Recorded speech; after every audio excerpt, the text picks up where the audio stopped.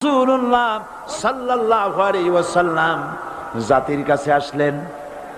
তিনি এসে বললেন, ইয়া আইয়ুহান নাস কুলু লা ইলাহা ইল্লাল্লাহ। প্রথম দাওয়া শুনছেন কথা?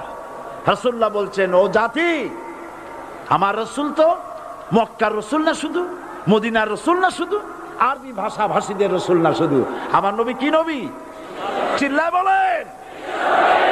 তাই তিনি বলেছেন, ও বিশ্বের মানবতা, বিশ্বের মানব গোষ্ঠী, যদি মুক্তি পেতে চাও, নাজাত পেতে চাও, উচ্চারণ করো, বিশ্বাস করো, আমল করো, বলো লা ইলাহা ইল্লাল্লাহ। জোরে পড়েন, লা ইলাহা ইল্লাল্লাহ, লা ইলাহা ইল্লাল্লাহু মুহাম্মাদুর রাসূল।